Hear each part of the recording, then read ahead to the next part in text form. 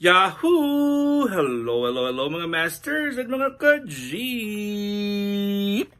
Good morning po sa inyong lahat dyan sa Pilipinas. At syempre, sa buong Asian countries. At kung saan man kayong napalop ng ating daigdig, ay hayaan niyo muna kami ni G. Nabatiin po kayo ng good morning, good noon, good afternoon, good evening at good night na po sa mga handa na matulog. At dahil po ay alam namin na it's been a long day sa inyo. So, pero as of this time, Philippine time, ay ang ating G and Daddy Health and Lifestyle Tips. So, welcome aboard ngayong araw ng Martes. At syempre, mamayang hapon po, alauna ng hapon ay meron na naman tayong Premier Marathon dito po sa Bahay Kulitan. At meron tayong 4 na magagaling na mga host. Mamaya ang ating mga mag-host sa ating Premier Marathon. So, syempre, nandyan po yung ating Madam Razel Williams, Inday Ana Vlog. And of course, nandyan din po ang ating Ate Bams 2.0 for the meantime. Siya po ay ang papalit muna kay sa ating kahaponesang pango. Dahil si Kapangs po ay merong trabaho or meron po siyang pupuntahan. At syempre, ang ating last batch ay si Doc Zenaida Portion Cola. Yan po. At nagre-lecture po tayo ngayon tungkol sa paano po i-control ang hypertension or high blood pressure. Okay? So, ang high blood pressure po, hypertension is kung na-diagnose ka po sa 3 separate na occasions na mataas yung iyong blood pressure from more than 120 to over 80. Ito yung mga CG natin, tumatayo. So, kung yung blood pressure po ay 3 beses pong na-test on separate dates at separate occasions at mataas po siya sa 120 over 80, pwede ka pong mag-diagnose na mayroon kang hypertension. Okay? So, mataas. Hyper means mataas. Ang tension is the pressure. Diba? Okay, so kahapon ay nag-lecture tayo. For a few days na po tayo nag-lecture about high blood pressure. So, ang ating topic ngayon is dagdagan natin yung ating kaalaman tungkol dyan. So, dito tayo ngayon sa factor na kung ano yung pwede natin gawin para po ay mapababa po ang blood pressure. So, salt intake. So, sa atin po, alam ko naman, marami po sa atin yung merong yung mga pagkain natin palaging may salt, may asin. So, ang pangalan po ang eating less sodium. Sodium po yung tawag din po sa salt. Sodium. Okay? So, eating less sodium can help you lower your blood pressure. Sino ba sa inyo dito yung palaging maraming asin sa kanilang pinggan, pag tumimpla po sila ng pagkain, ay mas gusto nila yung maasin o maalat. So, yun po yung ating i-avoid, yung sodium.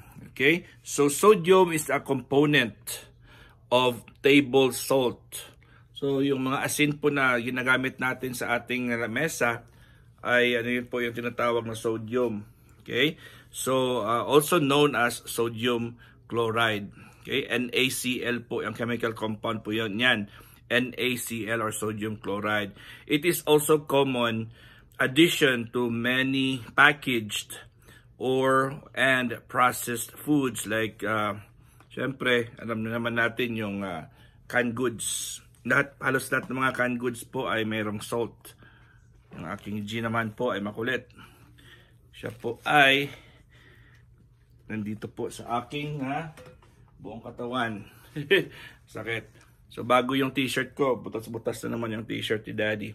Okay? So, tandaan po natin na yung ating, yung mga canned foods po, ay may mga sodium po yan. Usually, kasi preservative po yan. Yung ginagamit din po as preservative ang asin or salt to enhance taste. So, ginagamit din po yan. So, nung 2019 na study, nakita po nila that, hindi po, baby, wait, binubutas mo yung aking damit, ha? That moderately reducing your sodium intake could lower your blood pressure whether you have hypertension. So kung binabawasan nyo daw po yung inyong salt intake, halimbawa noon compared nung kabataan ka hanggang tumanda ka, once na nag-slow down ka sa salt, ay manonotice din po na bumababa din po yung iyong blood pressure. Aray, G. Wait, G, you're hurting daddy, ha? Si G talaga, gusto talaga mag-circus. Ano bang problema? Aray, G. Paro G ka mamaya sa akin, ha? Si G talaga, oh. Sandali, G. Wait, we'll just finish this, ha? Hindi po siya comfortable. Okay lang po yan, G. You're good, you're good. Okay? So, pag binawasan po yung salt intake, ay relatively po ay bumababa din po yung blood pressure ng tao. So kayo, yun pala yung sikreto. Sa mga matataas yung blood pressure nyo, pwede nyo pong bababaan or hindi naman pwedeng i-avoid nyo. Pero less salt lang po tayo. Less salt lang, ha? Behave. Oh, you're in front of the camera. Say hi to your friends. Hi! Hindi talaga. Okay? So ano pa? So most people dito po sa United States consume too much sodium. Marami po dito sa amin sa US. Sa Pilipinas siguro marami din. Nagko-consume po sila ng maraming sodium. Kasi ayun na, yung problema po dito na notice ko, lahat ng mga luto po nila galing pa po freezer. Hindi po sila katulad sa Pilipinas na marinated natin for how many hours or sometimes half a day. Dito po kasi mabilisan. So galing ng freezer yung meat or karne or isda. Ay lalabas na po nila yan, ma-microwave nila for a few seconds para lumambot. And then doon mismo sa lulutuan, doon na sila magmi-mix ng kanilang mga salt, mga condiments po nila, mga flavorings. So ang problema po dyan, mga aromatics. So ang problema, hindi po na-absorb. Hindi po na-absorb ng meat or ng food ang flavor. So pag luto na po yung pagkain, pag ready to eat na, pag siniserve na po nila, ay palagi po may patis, hindi pala patis, may toyo. May soy sauce na po sila palagi. Or may mga other dressings po sila na nilalagay, which is also a lot of salt.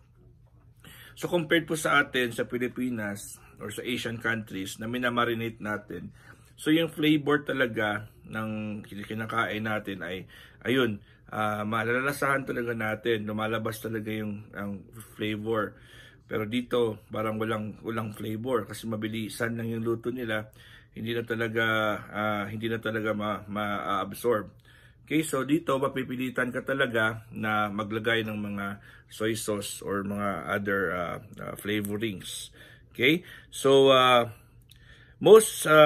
according to the Food and Drugs dito po sa US, the average daily intake daw ng salt sa human being is 3,400 milligrams.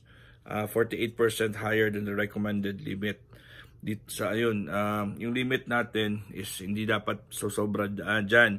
Pero almost 50% po yung ating tinitake. Kaya hindi na po siya maganda sa katawan natin. FDA suggests that to limit 2,300 milligrams of salt per day lang. 2,300 milligrams lang po.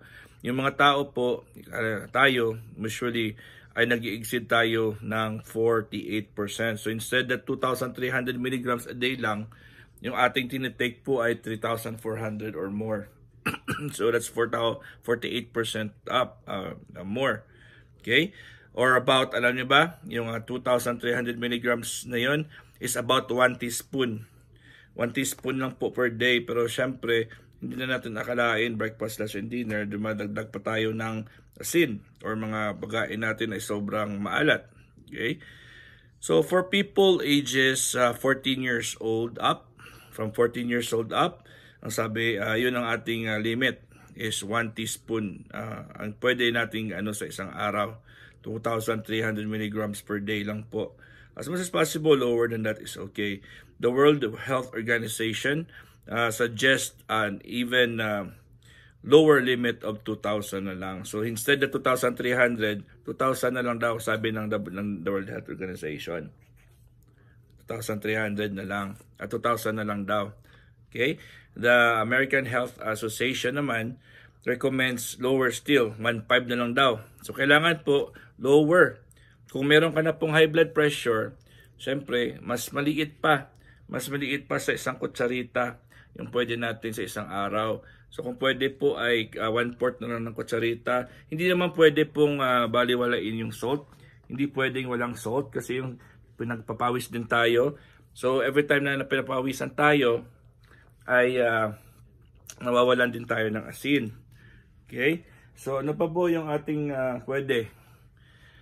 Okay? So tandaan po natin, syempre exercise pa rin. Kasi pag kumakain kayo ng mga salty foods, kailangan nating magpapawis. So yesterday po, exercise po ating topic. Kailangan nating maggalaw-galaw. Kasi pag hindi tayo gumagalaw, hindi po tayo nagpapawisan. So nasa loob lang natin ang toxins. Di ba? Ayan. So hanggang dito lang po yung lecture natin. At i-invite ko lang muna kayo sa ating premier marathon mamaya, alas 1:00 ng hapon. Siyempre, ang ating Madam Razel Williams, and then followed by Indayana, and then Ate Bombs 2.0, and of course, Doc Sinaida portion ko la. And meron din tayong premiere after that sa Thursday na naman. So sa Thursday, pagkatapos ng Thursday, Sunday na naman po. Ayan. At syempre, maraming salamat ulit sa inyong full love and support. At ako'y hinubara na po ng G natin. Hanggang dito lang po tayo mga masters. At I love you so much. We love you.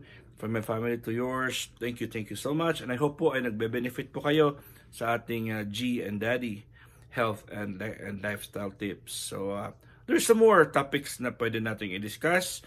And I hope na dyan palagi kayo. God is great. Yahoo!